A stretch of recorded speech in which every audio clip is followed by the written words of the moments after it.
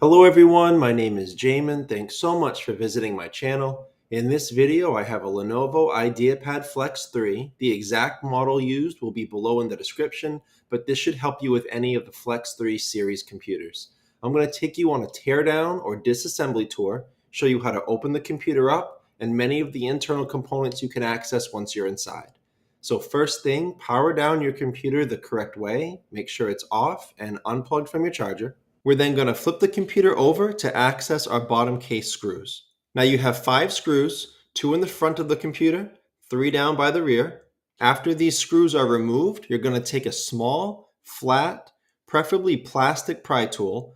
I say plastic because it'll scratch your case less than a metal one will. And you're going to go across the seam of your bottom case and pry it off from the rest of your computer. It's generally easier to start down by the hinges in either corner. And if you're going around and you get stuck, leave it, start in the other direction and go the other way. Also, be careful not to put the pry tool too far in. You could damage some internal components. Just keep it on the edge, nice and slow but firm, and you'll be able to get that bottom case off. Once you do, this is what you're looking at for the inside of your computer. As a general computer repair side note, whenever I'm working on a computer in my shop, it's sitting on an anti-static mat. Either that or an anti-static bracelet are great ideas to avoid damaging anything in your computer when you're working on it. If you would like help with tools or supplies for your computer project, as well as any replacement or upgrade parts for this specific model computer, I will have a link above, also below in the description, and that will be a list of all those tools and supplies and replacement parts for this specific model computer. Now, before touching any component in a computer, I always either remove or at least unplug my battery. A computer is safest to work on when as little power as possible is running through it. So here's your battery right here. Now this battery is a 37.5 watt hour battery, 11.58 volts. I will have all the battery information below in the description, including the part numbers if you're looking for your own replacement. But I will have a battery replacement option below in the description in that link I told you about with all the replacement parts for this computer. There are 5 screws holding it down. You can see by these white arrows and white triangles, they point out all the screws holding your battery down. So that's how you would get your battery up, and the battery plugs into the motherboard right here. Now, as with any cables or wires in a computer, we try to avoid pulling on the wires themselves as much as possible because they could break or they could come right out of the plug. Instead, we try to focus on the plug if at all possible. So use your fingernails or a pry tool, maybe even a pair of pliers after getting the battery up to pull that out of that port right there. And I guess the last thing that I can mention about this kind of operation on a computer, if you're here because your computer is not turning on, your battery may be bad and may need to be replaced. But keep in mind that a computer with a bad battery should still turn on and work as long as the charger is plugged in. So if your computer is not turning on at all, there may be a different issue than just a bad battery. If you would like help troubleshooting why your laptop is not turning on, there'll be a video link below in the description. It'll show you how to troubleshoot a laptop that's not turning on so you can find the cause and fix it. Okay, so this computer has a single M.2 PCIe solid state drive port right down here. This takes the smaller 2242 size drives. And information that I read online says that this computer maxes out at 256 gigabytes for this solid state drive, but I was able to put a 500 gigabyte into one of these computers and it did show up, it did fully read in the computer. So I'm not sure if I just had a different model, but I was able to upgrade to a 500 here. And in addition to this drive, the motherboard will usually have 64 gigabyte eMMC drive integrated into the motherboard. So you have that storage as well. As a reminder, I will have a replacement 256 drive as well as the upgraded 500 drive. I will have both of those options below in the description in that link I told you about with all the replacement and upgrade parts for this computer. As far as the RAM goes, there is actually no removable, replaceable RAM in this computer.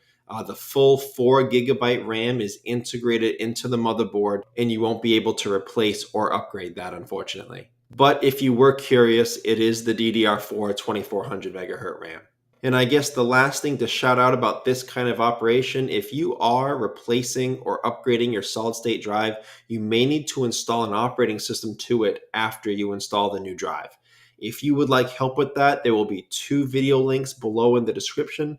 One will show you how to install Windows 10. The other will show you how to install Windows 11 onto a Lenovo laptop. So you have 2 speakers, one on the upper right corner of my screen and one on the upper left corner of my screen. Now the one on the right does not plug into the motherboard itself. The wire goes under the battery, plugs into this speaker, and then this speaker plugs into the motherboard right here. The speakers themselves are not screwed down, so they're relatively easy to take up. You see these little blue rubber washers here that go around these posts for sound insulation.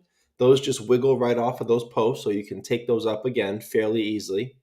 And as mentioned before, definitely do not pull on these wires. They're very, very fragile. They do pull out of that plug sometimes. So use the grip on either side of that plug with your fingernails or a pry tool, and you'll be able to get that out of that plug pretty easily. These speakers can be pretty hard to find on Amazon, where I usually get my parts. I will try to have a replacement option below in the description in that link I told you about, with all the replacement parts for this model computer.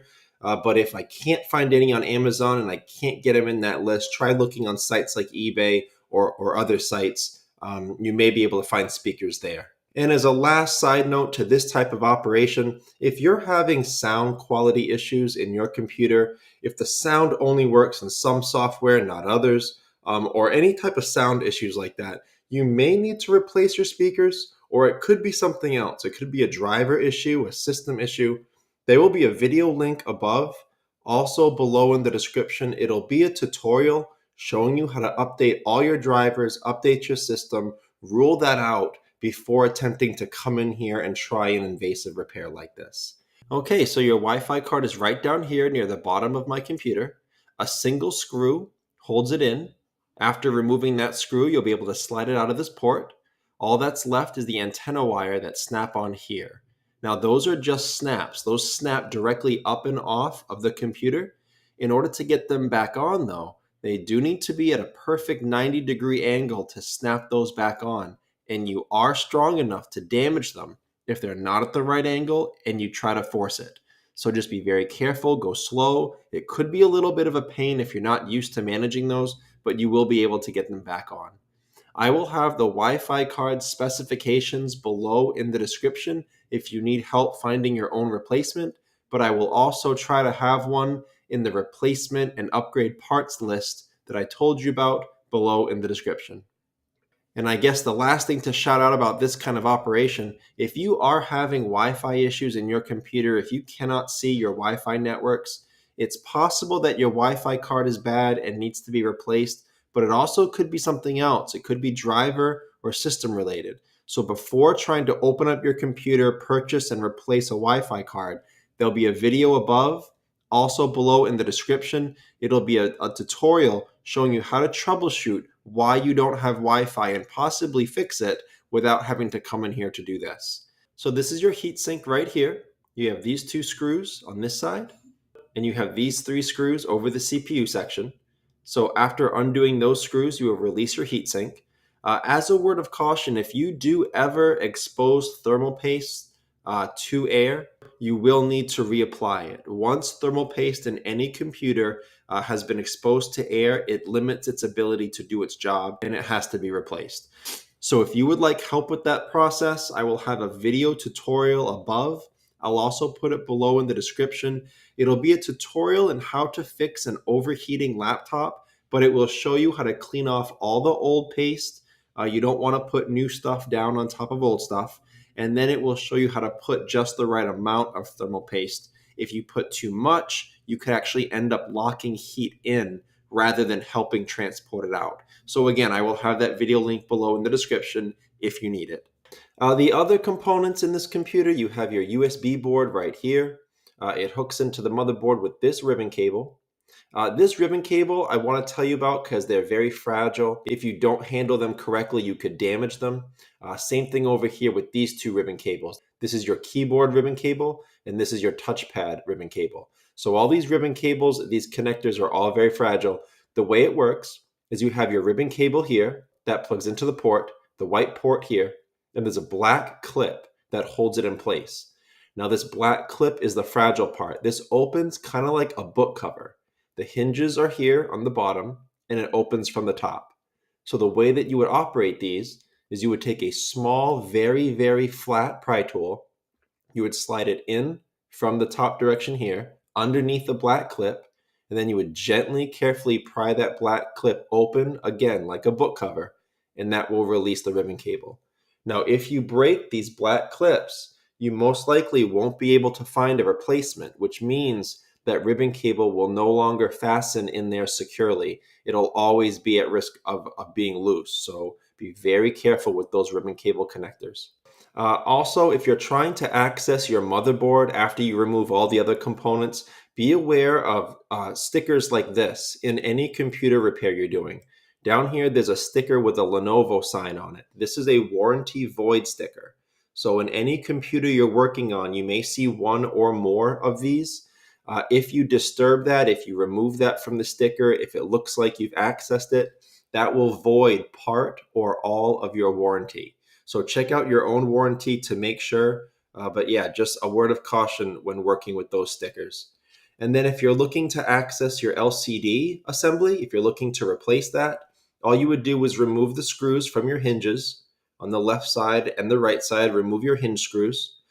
Make sure you remove the antenna wire from your Wi-Fi card that usually runs through here in this hinge assembly. And then this LCD cable here, undo that, and that comes through this hinge assembly. But after undoing those two cables and the screws from your hinges, you'll be able to remove and replace your LCD assembly. Now, most computer shops, if you're trying to replace a screen, they prefer to replace the entire assembly like that. It's cheaper, it's faster. But if you're doing this yourself, it's usually more expensive to buy an LCD assembly versus just the LCD itself. So if you want help getting into your LCD assembly, I will have a video link below in the description. It'll be a tutorial in how to replace an LCD by opening up your LCD assembly and accessing that. If you have any specific questions about the one you're working on, feel free to leave me a comment and I'll help you out. But that's the video, a general teardown and disassembly tour of the Flex 3. Thanks again so much for watching. Please remember to like and share if this helped you out, if you think it can help someone else out. And feel free to subscribe if you enjoy DIY computer content like this, or if you just want to keep me on hand to answer any of your future computer questions. I do try to answer all questions throughout my channel at least a couple times a day. Also, feel free to check out the related links section below in the description. From time to time, I do try to add things in there that I think will help you with your general computer life, make it more productive, more enjoyable. So thanks again for watching, everyone. I look forward to seeing you on my next video.